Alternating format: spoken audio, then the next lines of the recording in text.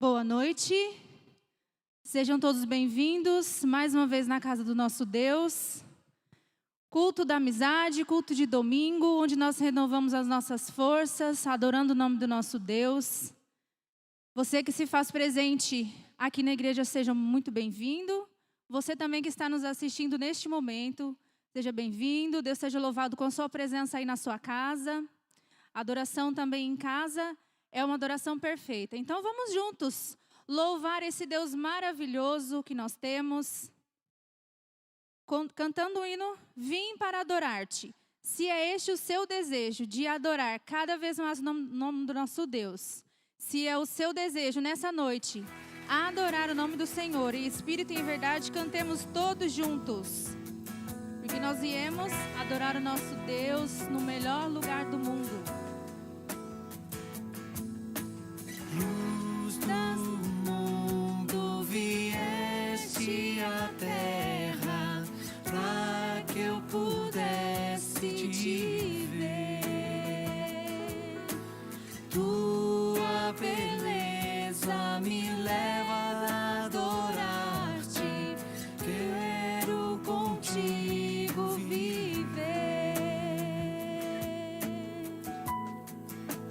Vim para adorar-te, vim para prostrar-me, vim para dizer que és meu Deus. És totalmente amável, totalmente digno, tão maravilhoso para mim. Louvemos o eterno Rei. Eterno Rei, exaltado nas alturas, glorioso nos céus. Humilde vieste à terra que criaste, por amor pobre se fez. Se você veio para adorar, cante bem forte.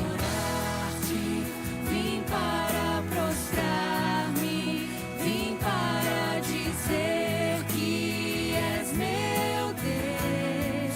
És totalmente amável, totalmente digno, tão maravilhoso para mim. Vim para adorar-te, vim para prostrar-me, vim para dizer que és meu Deus. És totalmente amável, totalmente digno, tão maravilhoso para mim.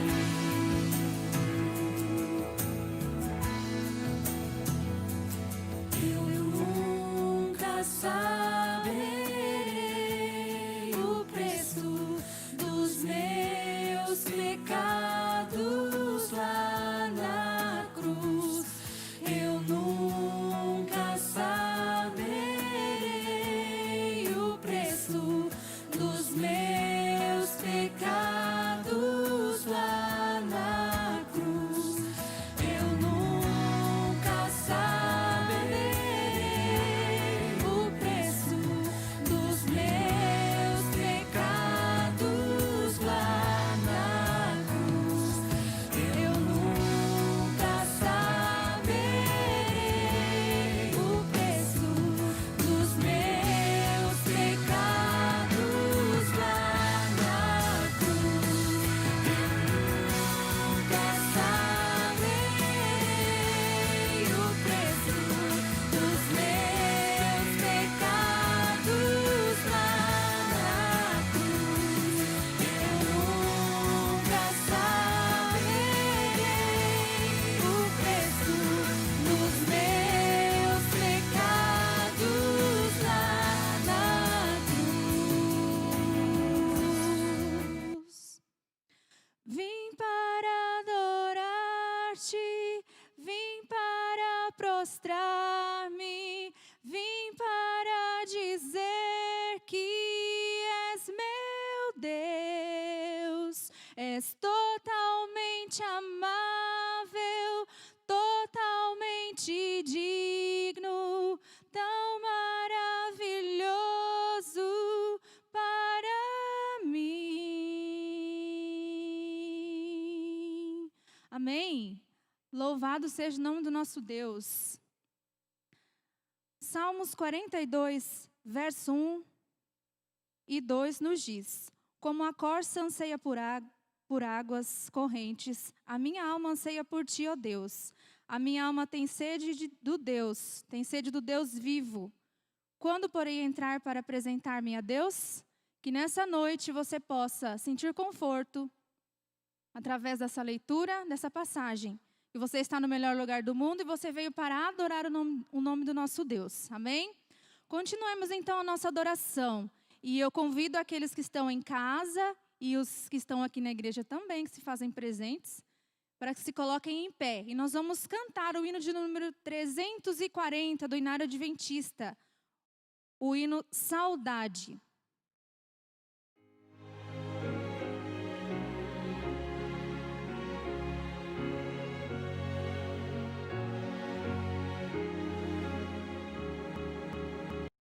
Esse hino nos faz refletir sobre a saudade que nós temos de um dia estarmos com Cristo lá no céu. Então cantemos com toda a nossa força, com todo o nosso louvor ao nosso Deus.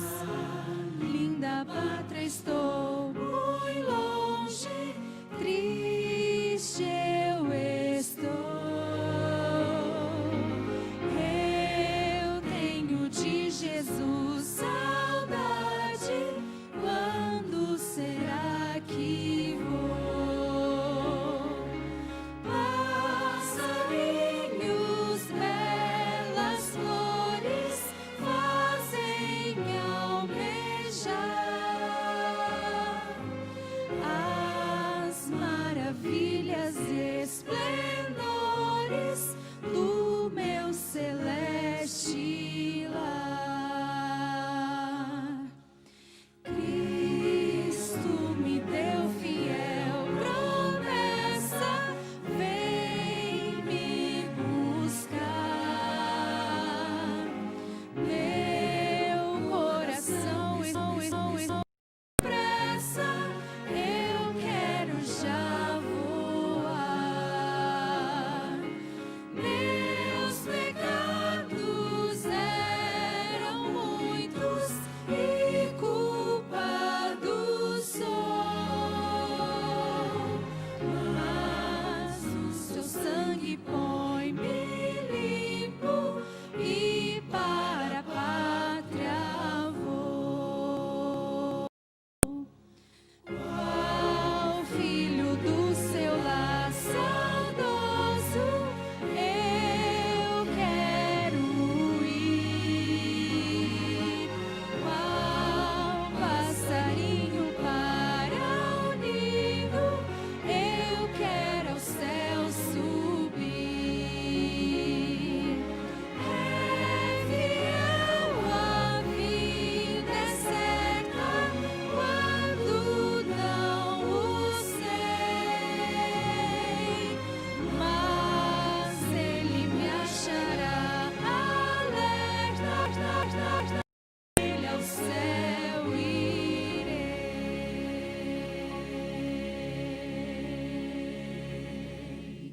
Amém? Boa noite a todos. Eu os convido para fecharmos os olhos e rendermos uma oração a Deus. Senhor, muito obrigado, Senhor, porque esse hino nos traz esperança ao coração e uma lembrança de que em breve contigo iremos para o céu, para o nosso eterno lar, para o nosso destino futuro e para o lugar onde passaremos toda a nossa vida com o Senhor. Um lugar sem fim e repleto de felicidade. Abençoa-nos nessa noite, porque hoje nós vamos estudar um pouquinho sobre aspectos do conflito que existe neste mundo, que em meio a toda essa turbulência que acontece, o Teu Espírito Santo tenha uma voz mais forte no nosso coração. Por favor, Senhor. Em nome de Jesus, amém.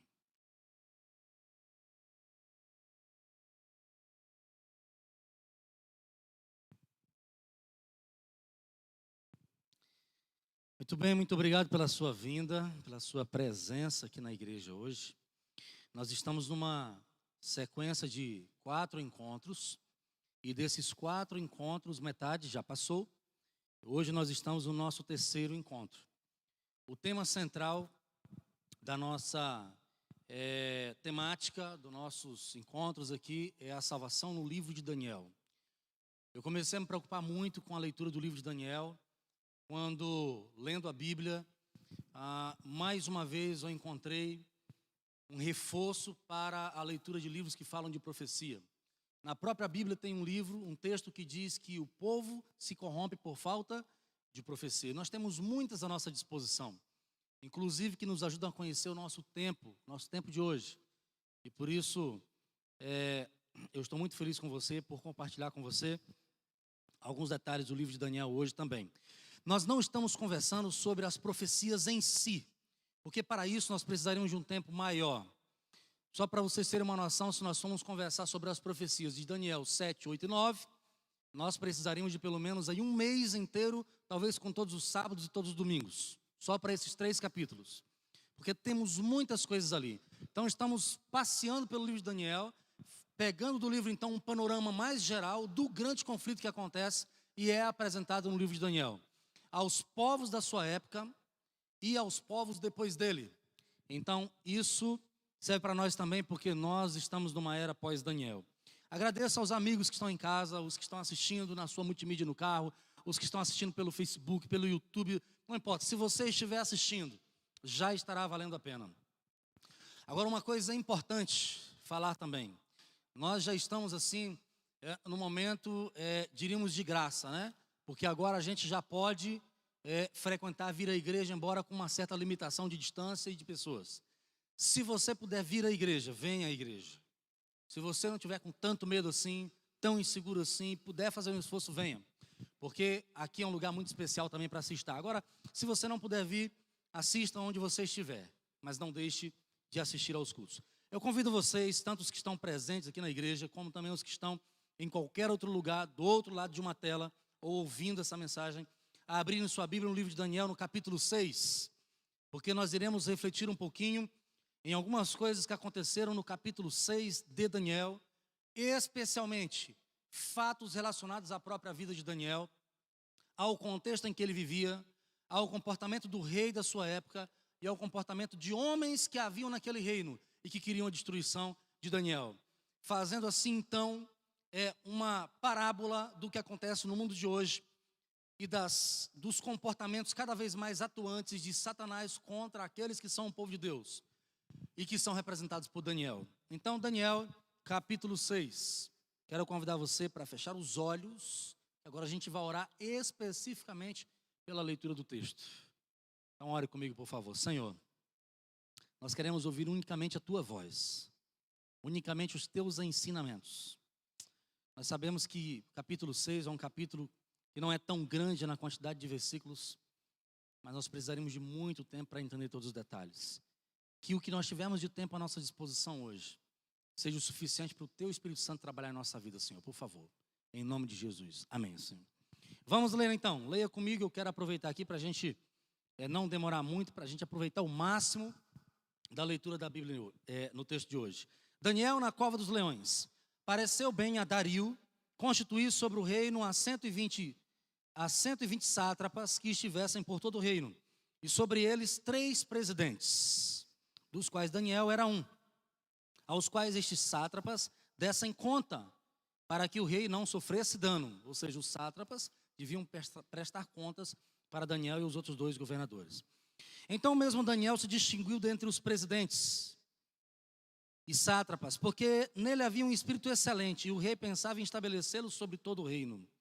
Então os presidentes e sátrapas procuraram ocasião para acusar a Daniel a respeito do reino, mas não puderam achá-la, nem culpa alguma, porque ele era fiel, e não se achava nele nenhum erro, nem culpa. Disseram, pois, estes homens: nunca acharemos ocasião alguma para acusar a este Daniel, se não a procurarmos contra ele na lei do seu Deus. Então estes homens foram junto ao rei Dario e lhe disseram: ó rei, vive eternamente. Todos os presidentes do reino, os prefeitos, os sátrapas, conselheiros, governadores, concordaram em que o rei estabeleça um decreto e faça firme o interdito de que todo homem que por espaço de 30 dias fizer petição a qualquer deus ou a qualquer homem, e não a ti, ó rei, seja lançado na cova dos leões.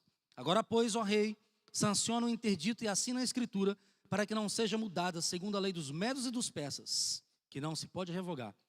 Por esta causa, o rei Dario assinou a escritura e o interdito. Daniel, pois, quando soube que a escritura estava assinada, entrou em sua casa, em cima no seu quarto, onde havia janelas abertas para o lado de Jerusalém. 3 vezes no dia, se punha de joelhos e orava e dava graças diante do seu Deus, como costumava fazer.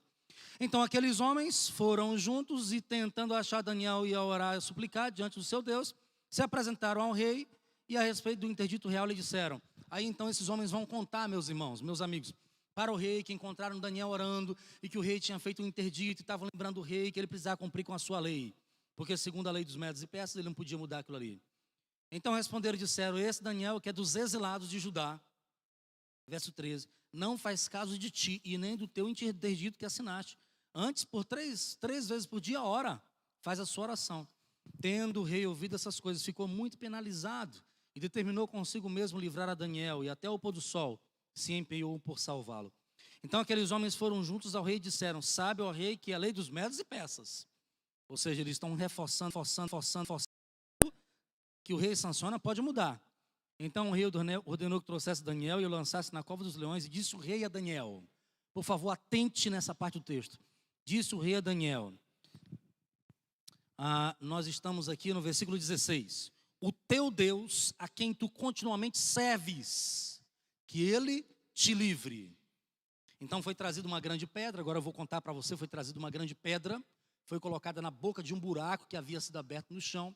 Daniel foi colocado na cova, selaram então a boca do buraco com aquela grande pedra, e o rei assinou, em outras palavras, na linguagem hebraica, que ele selou, com seu anel de selar, só o rei tinha, então dizendo que ninguém podia mexer ali até o tempo determinado.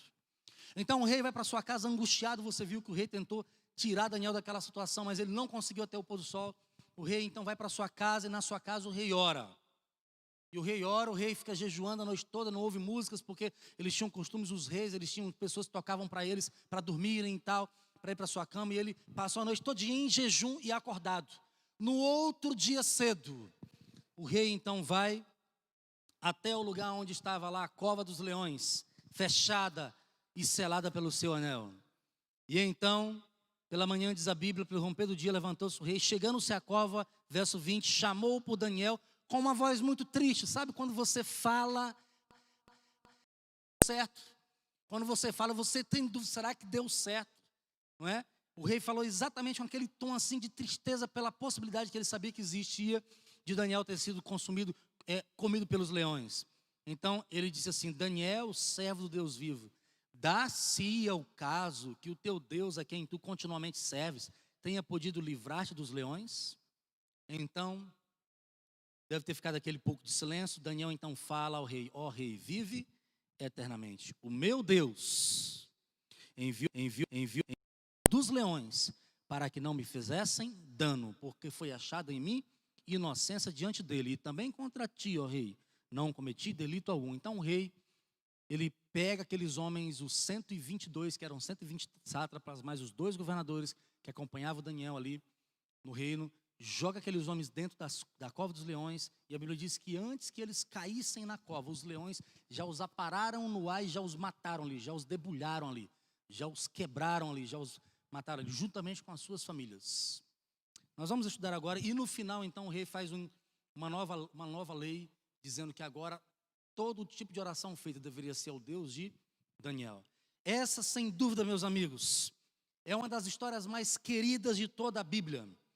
Desde pequeninos, nós ouvimos os nossos pais, especialmente as nossas mamães, contando para nós as histórias da Bíblia, e dentre elas se destaca demais a história de Daniel na cova dos leões. Se você pegar um menino, uma menininha que está aí sendo educado nos caminhos de Deus desde criança, lá pelos seus 3, 4, 5 anos, e você perguntar qual a história que você mais gosta da Bíblia, há uma grande chance de essa ser uma delas, uma das escolhas dessas crianças. Da mesma forma, há um grande link entre Daniel 3 e Daniel como Deus livrou os 3 amigos de Daniel da fornalha ardente, no capítulo 3, Deus aqui livra Daniel da boca dos leões, depois de ter sido jogado naquela cova, no capítulo 6. Ambas as histórias, tanto de Daniel 3, os seus 3 amigos na cova dos leões, como Daniel 6, seus amigos na fornalha, como Daniel 6, agora ele na cova dos leões, nos mostram a fidelidade de um Deus que capacita os seus servos, os seus filhos, a permanecerem fiéis a Ele, mesmo em meio às provações e até diante da possibilidade de perderem a sua própria vida enquanto são fiéis a Deus. Ambas as histórias nos apresentam hebreus cativos, que são, de certa forma, ignorados, que são, de certa forma, zombados pelos patriotas da nova pátria onde eles vão morar agora. Ambas as histórias contêm a atuação de seres celestiais, porque em Daniel 3, um ser celestial entra no meio da fornalha, Nabucodonosor o vê, e em Daniel 6, um anjo entra na cova dos leões, e Daniel o vê, enquanto ele fecha a boca dos leões, acalma o ânimo dos leões e protege Daniel. Na história da fornalha do capítulo 3, nós não temos como saber onde Daniel estava. Por Daniel ser um homem de uma responsabilidade maior do que a maioria das pessoas ali do reino, porque ele era um dos 3 governadores ou presidentes, como diz a Bíblia aqui. Daniel possivelmente estivesse em viagem, em alguma das suas atividades ali, como um homem importante do reino. Então, da mesma maneira como não sabemos onde Daniel estava no capítulo 3, também não temos como saber aonde os 3 amigos, Ananias, Misael e Azarias, estavam quando Daniel foi jogado na cova dos leões. Mas temos pelo menos uma certeza: se eles estivessem ali, dificilmente eles não teriam adotado a mesma posição que Daniel adotou, a de ser fiéis a Deus também. Eles se juntariam possivelmente a Daniel, porque em outros momentos no livro de Daniel, quando eles precisaram estar juntos com Daniel, eles se curvaram em oração pedindo a Deus sabedoria para que Daniel fosse diante do rei. Nós estamos aqui no ano 539, o rei Dario então ascendeu ao trono, assumiu a realeza. Daniel foi promovido a governador no reino, e ao ser promovido como governador no reino, naturalmente a inveja, o ódio, a raiva de algumas pessoas que já viviam naquele reino e que iriam trabalhar com ele, mas que estariam muitos deles abaixo de Daniel na hierarquia. Algumas pessoas tiveram os seus ânimos de maldade ali despertando no seu coração contra Daniel. Em outras palavras, nós poderíamos dizer que esse foi um comportamento de antissemitismo, que é quando uma pessoa, ela zomba de outra, é quando uma pessoa menospreza outra pessoa, porque aquela outra pessoa não é da sua pátria, ou não é da sua família, ou não é do seu grupo, não é da sua etnia. Isso é pecado. Ameaçando a vida de Daniel, diante de todo aquele contexto onde Daniel era fiel a Deus e eles tentavam tirar Daniel do seu caminho. No capítulo 3 e também no capítulo 6 nós encontramos algumas palavras. Eu acho importante essa parte mais técnica aqui, mais histórica da coisa, porque vai abrindo a nossa mente para compreender depois a atuação de Deus de uma maneira mais completa ao final do capítulo. Nos 2 capítulos nós encontramos desdobramentos muito parecidos, inclusive a mesma construção de palavras, e algumas frases que acontecem no capítulo 3 se repetem no capítulo 6. Por exemplo, você encontra as palavras levantar, acusar, apressar-se, decreto no capítulo 3 e no capítulo 6. Você encontra palavras como rei, Daniel, reino, oração, leão. Tudo isso ecoa no capítulo 6 ao que já estava lá no 3. E com um detalhe: ao Daniel ter tido contato com esses comportamentos ali no reino, e com essas palavras, com todo aquele contexto, Daniel, ele tinha já uma certeza de que, tal como foi uma grande prova, a prova dos seus 3 amigos, alguns capítulos antes, a prova que estaria diante dele agora era uma prova também muito grande e muito difícil de ser suportada. E só com a ajuda de Deus ele poderia realmente vencer a dificuldade que estava diante dele agora. Daniel foi indicado para uma grande responsabilidade, mas Daniel não foi indicado para aquela grande responsabilidade porque ele era mais importante do que os outros, ou porque Daniel havia se destacado lá no capítulo 1 dos outros que foram ali diante do rei depois de 3 anos e uma grande avaliação. Não, Daniel, ele foi eleito pelo rei porque o rei tinha admiração por Daniel, mas a admiração de Daniel, ela tinha assim um leque muito grande. Dentre eles eu vou destacar para você um detalhe. Daniel foi escolhido por Dario para estar entre um dos 3 maiores depois dele no reino, exatamente porque Daniel era um homem honesto. E o rei estava preocupado com algumas corrupções que aconteciam no seu reinado, já naquela época. E ele sabia que para que essas corrupções não continuassem, não tivesse uma posteridade maior, ele precisaria escolher alguém fiel, alguém correto, que pudesse prestar contas com os 120 sátrapas e depois vir juntamente com os outros 2 governadores e prestarem contas diante do rei. Isso nos revela mais uma vez que Deus sempre se manteve fiel ao seu povo. Por quê? Porque Daniel aqui, ele decide não trair o seu Deus, não se envergonhar do seu Deus, e Deus naturalmente já deixa à disposição de Daniel também a sua manifestação de graça. Deus pode até não livrar você da cova dos leões. Deus pode até não livrar você das covas dos leões. Isso não significa que Deus não te ama. O que nós podemos perceber diante de um contexto como esse é que esse conflito é muito mais intenso do que a olhos nus nós conseguimos enxergar. Esse conflito, ele acontece na central que Deus colocou em cada um de nós como lugar da sua relação comigo, com Ele, com você e com Ele, que é o nosso cérebro. É o lugar das percepções, o lugar onde as informações vão e de onde nós tomamos as nossas principais decisões. Então, Deus pode muito bem usar por anos um homem que decidiu viver a vida inteirinha para servir o Senhor num ministério, em alguma área de atuação, de pregação do Evangelho. E pode ser que Deus permita que essa pessoa morra de um câncer lá na frente. Morra de um acidente, como tantos que nós já ouvimos falar por aí. Nós não temos dúvidas de que a galeria dos heróis da fé lá de Hebreus 11 continua aumentando. Nós queremos estar entre os heróis da fé, mas não queremos sofrer o que eles sofreram, obviamente, porque nós somos feitos para viver e é para amar a vida. O contrário disso é pecado e consequência dele. Mas pode acontecer muito bem de Deus permitir as provações. Talvez porque Deus quer nos usar com o nosso testemunho para salvar outros. Mas também porque Deus, quem sabe, esteja pensando ou preocupado em salvar a mim mesmo, que estou no meio dessa provação. Não é porque Deus está conosco que nós vamos ser sempre livrados. O próprio Jesus disse um dia: no mundo tereis aflições, mas tem de bom ânimo, eu venci o mundo. A garantia que nós temos é de que no final de tudo, quem sai vitorioso não é o mal, e sim o bem. Guarde essa frase na sua mente. Eu tenho um amigo, eu trabalhei num determinado lugar, já como pastor, e esse amigo também como pastor. Ele tinha uma responsabilidade hierárquica sobre muitos outros pastores e eu também estava diante dessa responsabilidade dele. Um dia, conversando com ele, ele disse assim: não se esqueça, o bem sempre vence no final, e essa é uma grande verdade. O bem sempre vence no final. Dario decidiu organizar então aqueles governadores, porque ele estava preocupado com a desonestidade de muita gente. E isso nos faz pensar que a corrupção não é algo novo. Já existia lá no passado. Lá muitos anos, muitos séculos, muitos milênios atrás já existia corrupção. Desde que a gente nesse mundo, o próprio comportamento de Lúcifer no céu foi um tipo de corrupção. Foi uma das variações da corrupção que nós podemos ver acontecendo no mundo.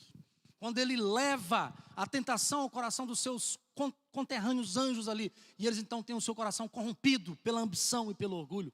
Isso é um tipo de corrupção. Estão corrompendo a imagem de quem era Deus para todos eles. E para que a corrupção não atingisse a casa do tesouro real, então, Daniel foi escolhido. Só que os outros que foram escolhidos com ele tinham inveja dele. Porque muitos deles tinham uma grande possibilidade de ser desonestos, não prestar contas da maneira mais correta. E Daniel jamais se deixaria corromper, e eles viam Daniel como alguém que estava no seu caminho. Eles não possuíam argumentos para discordar de Daniel. A Bíblia diz que eles procuraram uma falha em Daniel e não encontraram. Porque Daniel era um homem correto, um homem direito. Então eles pensaram assim: já que a nossa inveja, já que a nossa coragem de bolar planos aqui para tentar tirar Daniel do nosso caminho, já que a nossa sede por poder, o nosso preconceito nacional e a nossa ganância que domina o nosso coração não tem condições de destruir Daniel, nós então vamos tentar encontrar um erro em Daniel na sua relação com o seu Deus. Não pensem vocês ou qualquer outra pessoa que vai ler esse texto em algum momento que eles, ao irem até o rei, proporem ao rei um decreto para que se orasse ao rei e não a qualquer outro Deus. Não pensem que eles estavam fazendo isso porque eles queriam o bem do rei ou o louvor e a glória para ele. Não era por isso, é porque eles tinham ódio de Daniel e eles queriam se livrar de Daniel. Foi exatamente por isso. Infelizmente ainda hoje existem sentimentos assim na nossa comunidade, no nosso meio às vezes. E muitas pessoas se deixam vencer por esses sentimentos e se tornam pessoas que são usadas para destruírem a outras pessoas. Muitas pessoas podem sofrer por causa de sua verdadeira competência, integridade e fidelidade a Deus ou a um chefe que possuem aqui nessa terra. Assim como Daniel sofreu, mas no momento certo, Deus intervirá em seu livramento. Então quero deixar aqui uma lição muito especial que nós podemos aprender juntos aqui. Você lá no seu trabalho, você lá na sua faculdade, você na sua casa, você quando está sozinho zapeando pela internet, pela televisão, não importa. Você quando está na sua escola, você quando está com seus amigos, continue sendo fiel a Deus aí também. Porque se você não for fiel a Deus, depois você não terá o direito de perguntar para Deus por que Ele não te livrou de algumas coisas. E o que o inimigo faz é exatamente isso, colocar no coração de alguns a dúvida e o medo e as perguntas e interrogações do porquê que Deus não livra.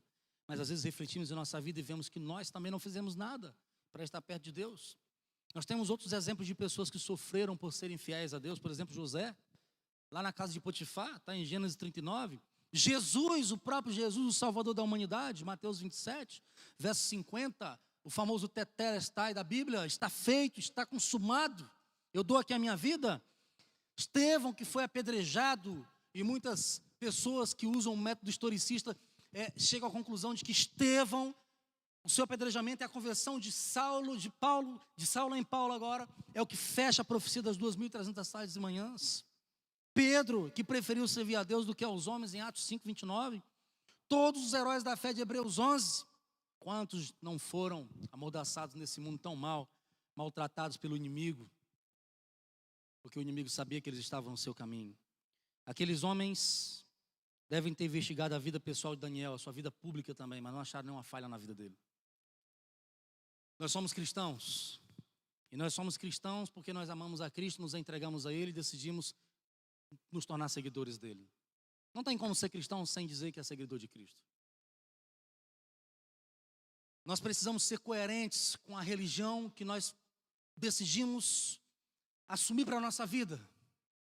Essa religião, ela não é uma religião só de título ou de méritos religiosos apenas, no que diz respeito a fazer parte de um movimento religioso, não. Essa religião deve ser religião prática, assim como foi a religião de Daniel.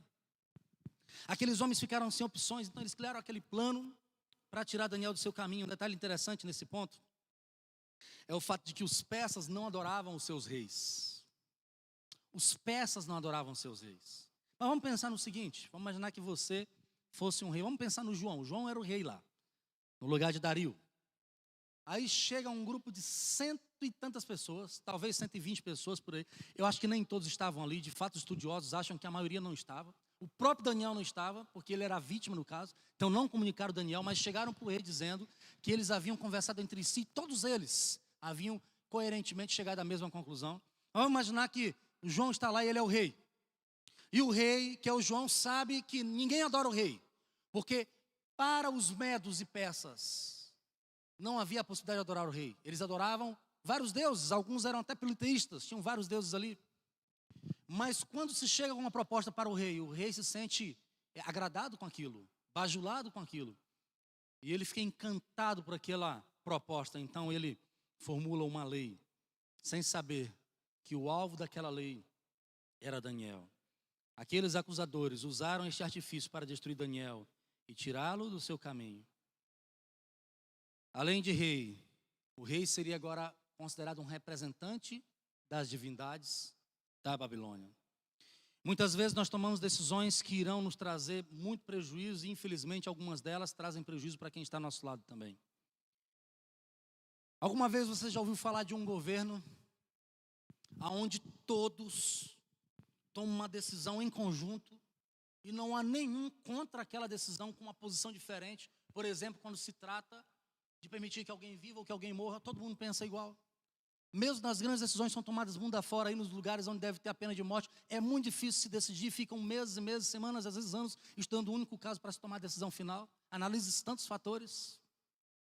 Então não era fácil para aqueles homens dizerem que todos eles estavam coerentes no mesmo pensamento. Eles estavam mentindo. Esse consenso dificilmente pode ser conseguido na política atual, ou mesmo na política daquela época. O próprio Daniel não foi consultado. Eles usaram uma jogada política para destruir aquele que era mais justo do que eles.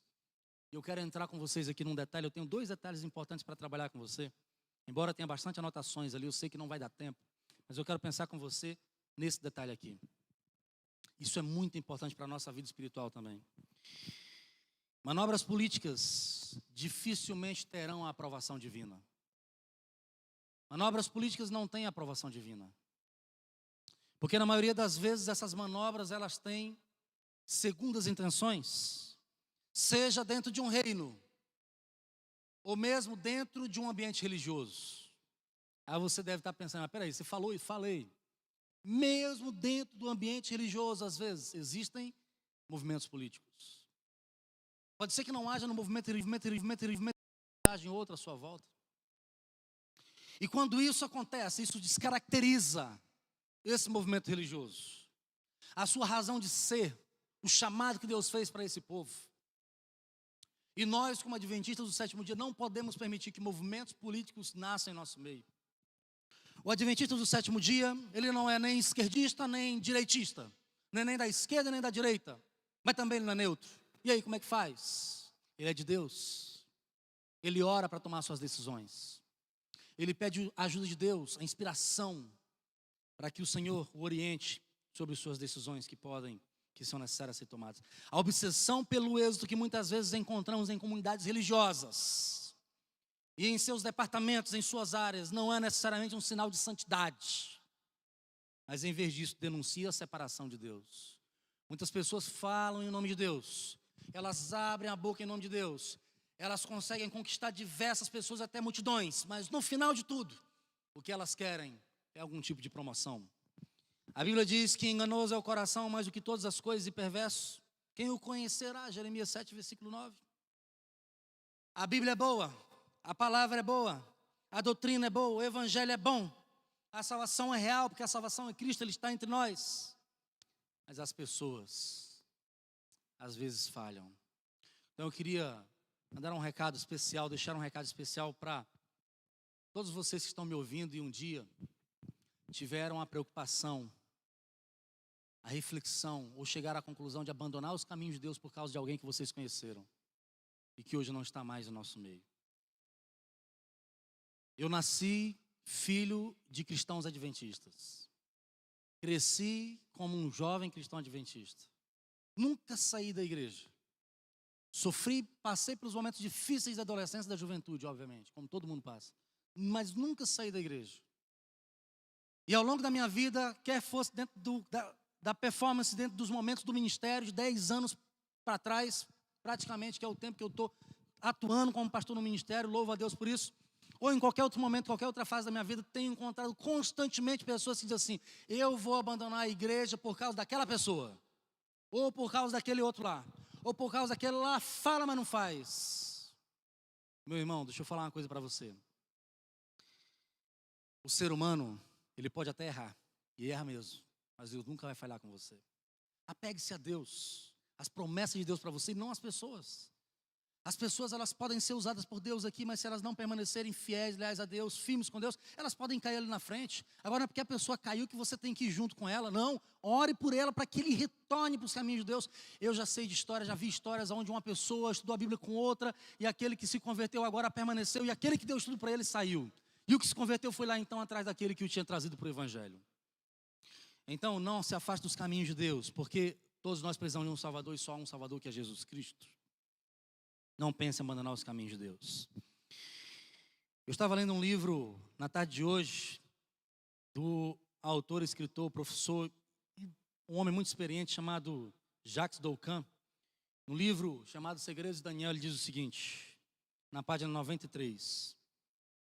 Em nome do Estado, de Deus ou de Alá, desprezamos, perseguimos e crucificamos.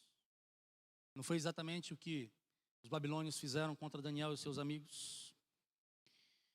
Pessoas que mentem a respeito de outros para você hoje, tem uma grande possibilidade de mentir a seu respeito um dia para outras pessoas também. E aqueles homens eram mentirosos. Eles queriam destruir a vida de Daniel.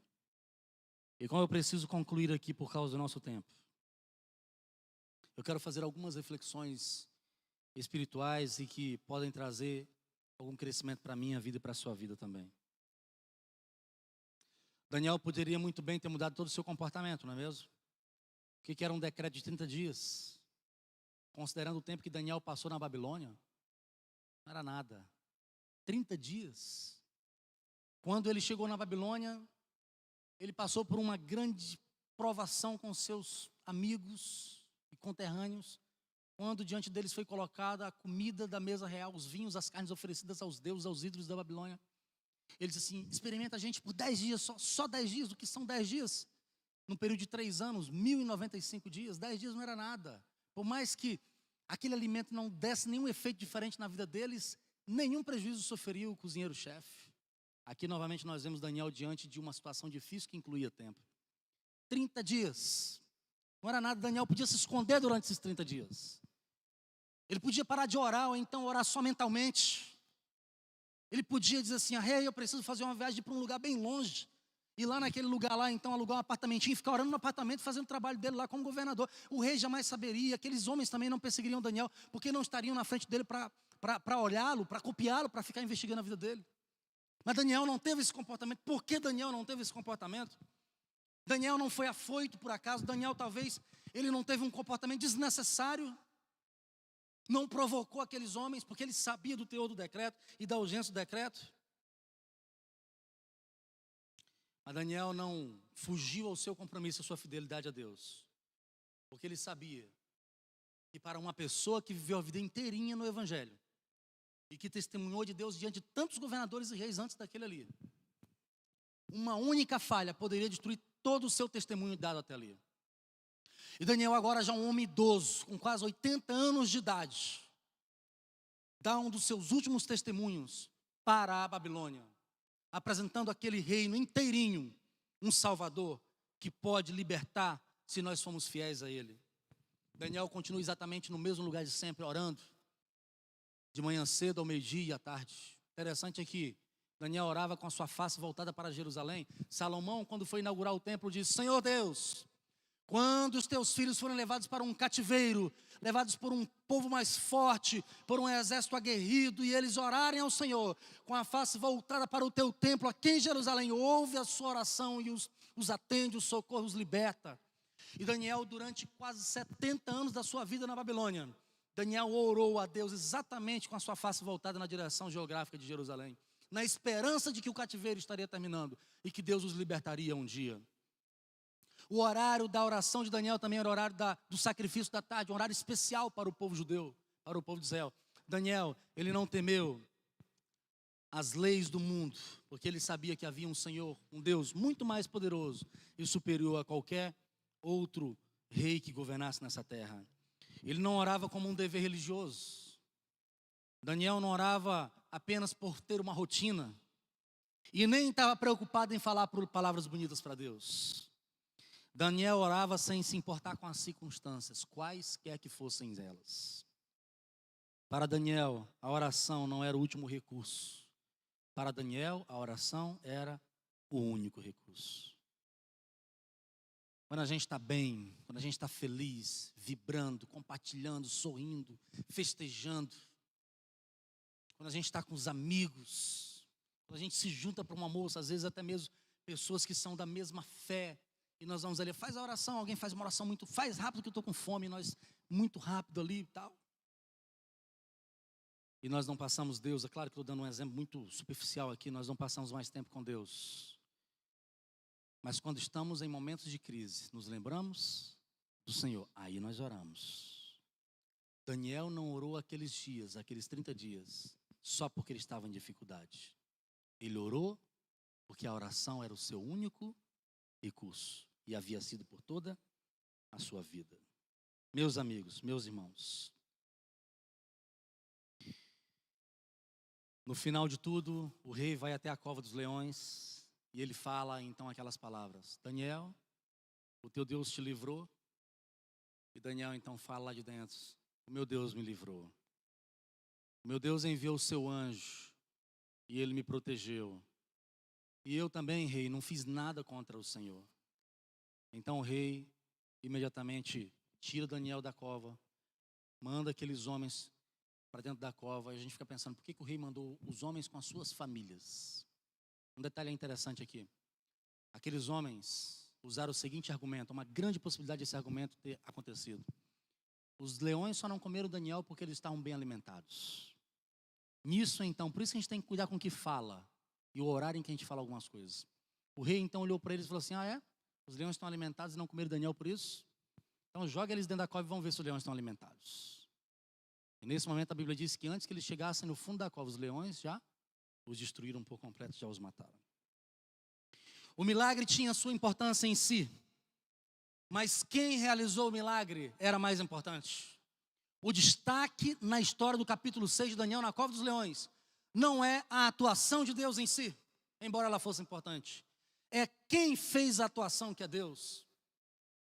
Porque se nós tivéssemos um Deus grandioso como é o nosso Deus, mas Ele não atuasse em prol da nossa libertação, não faria sentido para nós Ele ser grande como Ele é. Então Deus é sempre foi grandioso e sempre será. Mas o mais importante nessa história é Deus atuando para livrar Daniel. Uma prova de que em breve Deus irá atuar novamente na história desse mundo, para livrar a mim e a você do cativeiro do pecado que existe nesse mundo. Amém por isso. Amém. Essa é a minha esperança. Deve ser a sua esperança também. E nós não podemos desistir disso. Daniel morreu velho de idade, velho em dias, na esperança de que um dia Jesus irá voltar.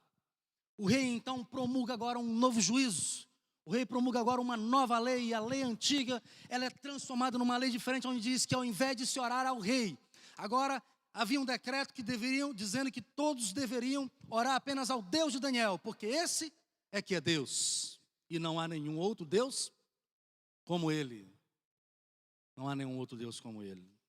E eu concluo falando para você uma das preocupações mais importantes que eu tenho na minha vida. Aquele decreto que o rei fez ali foi uma forma de juízo. Eu tenho muito medo do juízo de Deus. Porque quando eu olho para a minha vida, para o meu passado, quando eu fico lembrando quão rebelde eu já fui, quão teimoso, quantas vezes mesmo não tendo me afastado, ido para uma boate, ido para uma festa, como se diz por aí, para gandaia, sabe, ido estragado a minha vida com o mundo, bebido uma cerveja, bebido álcool, fumado. Eu nunca fiz isso, mas mesmo assim, eu carrego os meus fardos e as minhas culpas. E a única maneira de eu me sentir livre, assim como você também se sente livre, é nos colocando nas mãos do Senhor Jesus. Então eu tenho um misto de sentimento. Ao mesmo tempo, pecador. Eu tenho a esperança de que no seu juízo, que pode estar acontecendo agora nos livros dos céus em relação a mim, no seu santuário, o seu juízo é a única saída que eu tenho para a minha salvação. Porque é no juízo que Cristo vindica os seus filhos em nome do seu sacrifício, em nome do sangue que Ele derramou para nos salvar. E hoje Jesus está no céu, dando continuidade a esse grande momento de juízo do seu povo. A Bíblia diz que o juízo começa pela casa do Senhor, pelos salvos. Cristo agora é nosso advogado, nosso juiz ao mesmo tempo. Mas haverá um momento em que Ele terminará esse juízo. E quando Ele terminar esse juízo, a minha vida já estará definida para sempre. Deixa eu fazer uma pergunta para você então. Como é que está a sua vida diante do Senhor hoje? Você ora por obrigação? Você tem vergonha do Senhor de vez em quando? Você engana em nome dos próprios motivos?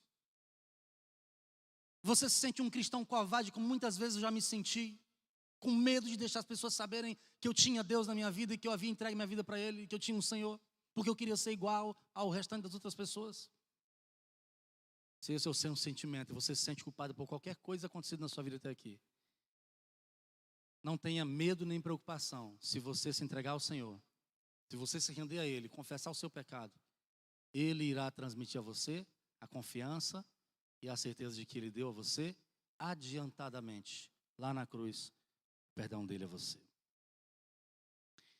Eu quero convidar a nossa amiga que vai cantar uma música para a gente concluir o culto de hoje. Enquanto ela vem aqui, eu quero convidar você para pensar no reino de Deus que foi preparado para você também. Eu não tenho dúvida de que Daniel estará lá.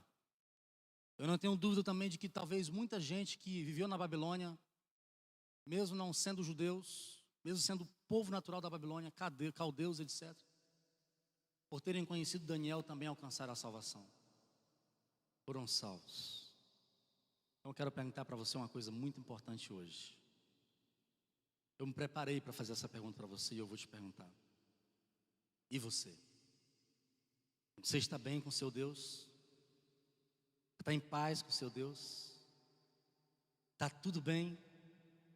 Você se sente salvo? Você se sente salva pelo seu Deus? Escute uma coisa. Se você tiver coragem de se render ao Senhor hoje com a sua vida como ela está, Deus vai esquecer todo o seu passado, vai te dar uma nova vida, porque Ele é um Deus fantástico. O nome dessa música é Página Virada. Esse é o momento de virar a vida. É o momento de ter um giro na vida. Deixar que o Senhor transforme. Deixar que o Senhor mude. E assim como Ele foi o Deus de Daniel, passar a ser o meu e o seu Deus também. Vamos ouvir a música. Ela completa a mensagem da noite.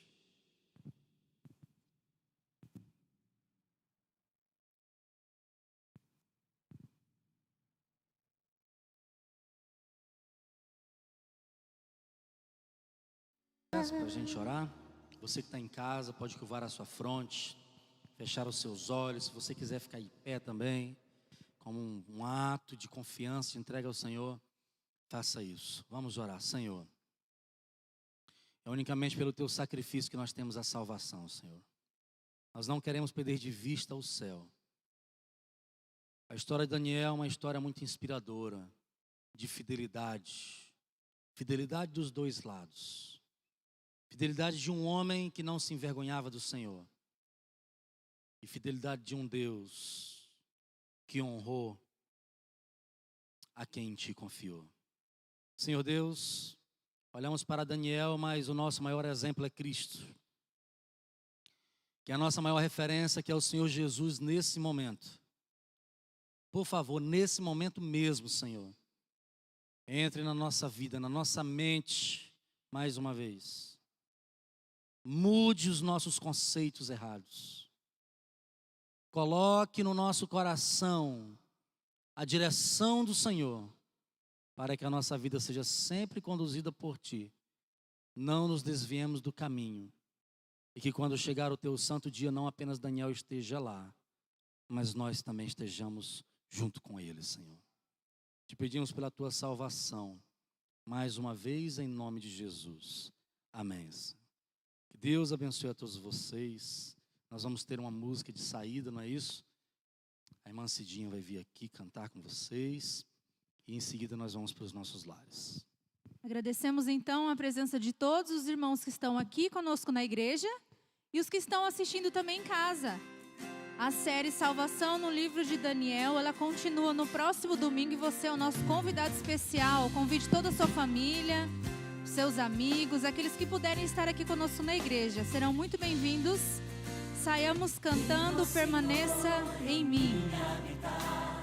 Pois quero ser templo teu. Quando eu sair deste lugar, que Jesus permaneça em mim. Permaneça